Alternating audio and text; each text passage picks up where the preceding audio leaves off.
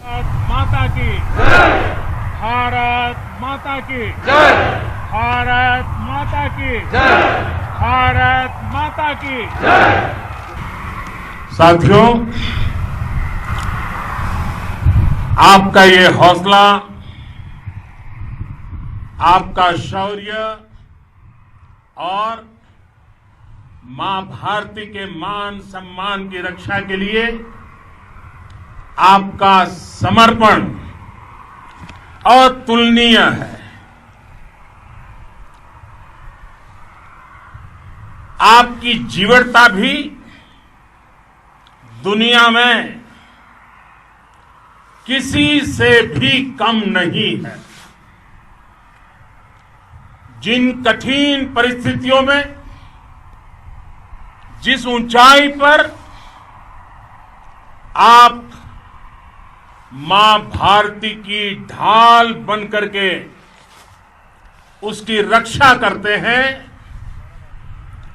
उसकी सेवा करते हैं, उसका मुकाबला पूरे विश्व में कोई नहीं कर सकता है। आपका साहस उस ऊंचाई से भी ऊंचा है जहां आप तैनात हैं। आपका निश्चय उस घाटी से भी सख्त है जिसको रोज आप अपने कदमों से नापते हैं। आपकी भुजाएं उन चट्टानों जैसी मजबूत है जो आपके इर्द गिर्द खड़ी है। आपकी इच्छा शक्ति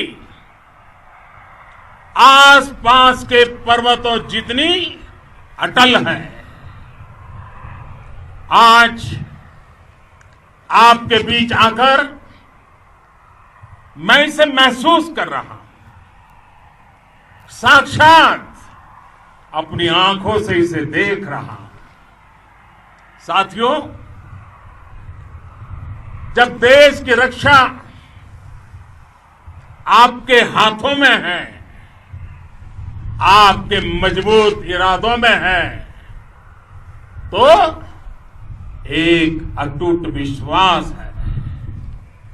सिर्फ मुझे नहीं, पूरे देश को अटूट विश्वास है और देश निश्चिंत भी है। आप जब सरहद पर डटे हैं तो यही बात प्रत्येक देशवासी को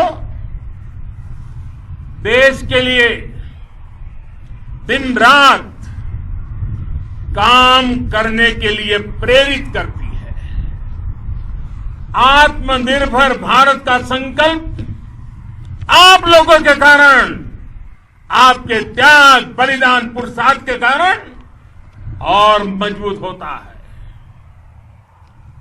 और अभी जो आपने और आपके साथियों ने वीरता दिखाई है, उसने पूरी दुनिया में यह संदेश दिया है कि भारत की ताकत क्या है। और मैं मेरे सामने महिला फौजियों को भी देख रहा हूं। युद्ध के मैदान में, सीमा पर यह दृश्य अपने आप को प्रेरणा देता है। साथियों, राष्ट्र कवि रामधारी सिंह दिनकर जी ने लिखा था, जिनके सिंहनाद से सहमी, जिनके सिंहनाद से सहमी धरती रही अभी तक डोल। कलम आज उनकी जय बोल, कलम आज उनकी जय बोल। तो मैं आज अपनी वाणी से आपकी जय बोलता हूं, आपका अभिनंदन करता हूं। मैं गलवान घाटी में शहीद हुए अपने वीर जवानों को भी पुनः श्रद्धांजलि अर्पित करता हूं।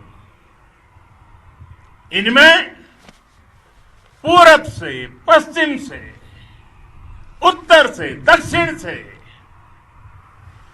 देश के हर कोने के वीर अपना शौर्य दिखाते थे।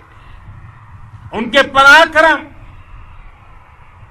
उनके सिंहनाद से धरती अब भी उनका जयकारा कर रही है। आज हर देशवासी का सिर आपके सामने, अपने देश के वीर सैनिकों के सामने आदरपूर्वक नतमस्तक होकर के नमन करता है। आज हर भारतीय की छाती आपकी वीरता और पराक्रम से फूली हुई है। साथियों, सिंधु के आशीर्वाद से ये धरती पुण्य हुई है। वीर सपूतों के शौर्य और पराक्रम की गाथाओं को ये धरती अपने आप में समेटे हुए है। लेह लद्दाख से लेकर करगिल और सियाचिन तक, रेजांगला की बर्फीली चोटियां से लेकर गलवान घाटी के ठंडे पानी की धारा तक, हर चोटी, हर पहाड़, हर जर्रा जर्रा, हर कंकड़, पत्थर भारतीय सैनिकों के पराक्रम की गवाही देते हैं। 14 कोर की जांबाजी के किस्से तो हर तरफ है। दुनिया ने आपका अदम्य साहस देखा है, जाना है। आपकी शौर्य गाथाएं घर घर में गूंज रही है और भारत माता के दुश्मनों ने आपकी फायर हुई देखी है और आपकी फ्यूरी भी। साथियों, लद्दाख का तो ये पूरा हिस्सा ये भारत का मस्तक है। 130 करोड़ भारतीयों के मान सम्मान का प्रतीक है। ये भूमि भारत के लिए सर्वस्व त्याग करने के लिए हमेशा तैयार रहने वाले राष्ट्रभक्तों की धरती है। इस धरती ने कुशक बकुला रिम्पोचे जैसे महान राष्ट्रभक्त देश को दिए हैं। ये रिम्पोचे जी ही उन्हीं के कारण जिन्होंने दुश्मन के नापाक इरादों में स्थानीय लोगों को लामबंद किया। रिम्पोचे की अगुवाई में यहां अलगाव पैदा करने की हर साजिश को लद्दाख की राष्ट्रभक्त जनता ने नाकाम किया। ये उन्हीं के प्रेरक प्रयासों का परिणाम था कि देश को, भारतीय सेना को लद्दाख स्काउट नाम से इन्फेंट्री रेजिमेंट बनाने का प्रेरणा मिली। आज लद्दाख के लोग हर स्तर पर, चाहे वो सेना हो या सामान्य नागरिक के कर्तव्य हो, राष्ट्र को सशक्त करने के लिए अद्भुत योगदान दे रहे हैं। साथियों, हमारे यहां कहा जाता है, खड्गेन आक्रम्य भंजितः, खड्गेन आक्रम्य भुंजितः, वीर भोग्या वसुंधरा, यानी वीर अपने शस्त्र की ताकत से ही धरती की, मातृभूमि की रक्षा करते हैं। ये धरती वीर भोग्या है, वीरों के लिए है।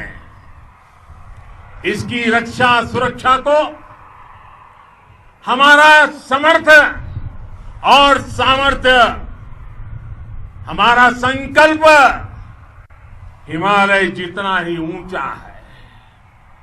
ये सामर्थ्य और ये संकल्प में इस समय आपकी आंखों में मैं देख सकता हूं। आपके चेहरों पर ये साफ साफ नजर आता है।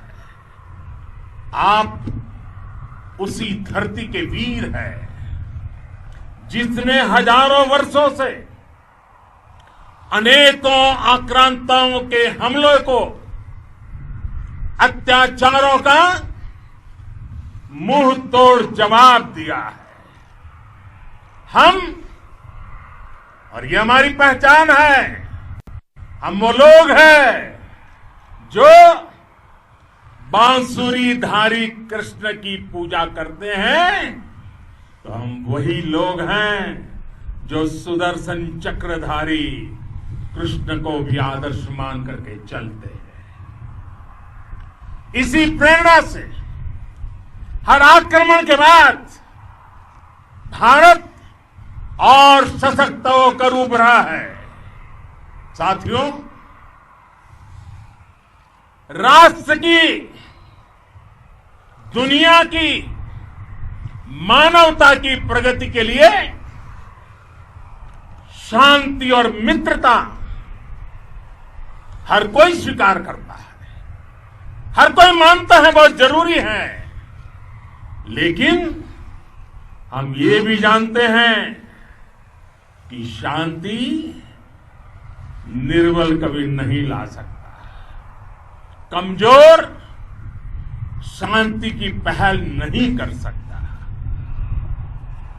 वीरता ही शांति की पूर्व शर्त होती है। भारत आज जल, थल, नभ और अंतरिक्ष तक अगर अपनी ताकत बढ़ा रहा है तो उसके पीछे का लक्ष्य मानव कल्याण ही है। भारत आज आधुनिक अस्त्र शस्त्र का निर्माण कर रहा है। दुनिया के आधुनिक से आधुनिक तकनीक भारत की सेना के लिए ला रहे हैं, तो उसके पीछे की भावना भी यही है। भारत अगर आधुनिक इंफ्रास्ट्रक्चर का निर्माण तेजी से कर रहा है तो उसके पीछे का संदेश भी यही है। विश्व युद्ध को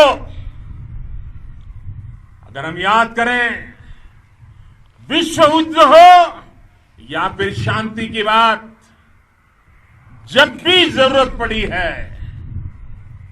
विश्व ने हमारे वीरों का पराक्रम भी देखा है और विश्व शांति के उनके प्रयासों को महसूस भी किया है। हमने हमेशा मानवता की, इंसानियत की, ह्यूमैनिटी की रक्षा और सुरक्षा के लिए काम किया है, जीवन खपाया है। आप सभी भारत के इसी लक्ष्य को, भारत की इसी परंपरा को भारत की इस महान संस्कृति को स्थापित करने वाले अगवा लीडर हो। साथियों, महान संत तिरुवल्लुवर जी ने सैकड़ों वर्ष पूर्व कहा था, मारामाणं मांडः वडिचेलव तेतुम येना नानगे येमम पढ़ाई कहा। यानी शौर्य, सम्मान, मर्यादापूर्ण व्यवहार की परंपरा और विश्वसनीयता, ये 4 गुण किसी भी देश की सेना का प्रतिबिंब होते हैं। भारत की सेनाएं हमेशा से इसी मार्ग पर चली है। साथियों, विस्तारवाद का युग समाप्त हो चुका है। ये युग विकासवाद का है। तेजी से बदलते हुए समय में विकासवाद ही प्रासंगिक है। विकासवाद के लिए ही अवसर है और विकासवाद ही भविष्य का आधार भी है। बीती शताब्दियों में विस्तारवाद ने ही मानवता का सबसे ज्यादा हित किया, मानवता को विनाश करने का प्रयास किया। विस्तारवाद की जीत जब किसी पर सवार हुई है, उसने हमेशा विश्व शांति के सामने खतरा पैदा किया है। और साथियों, ये न भूले, इतिहास गवाह है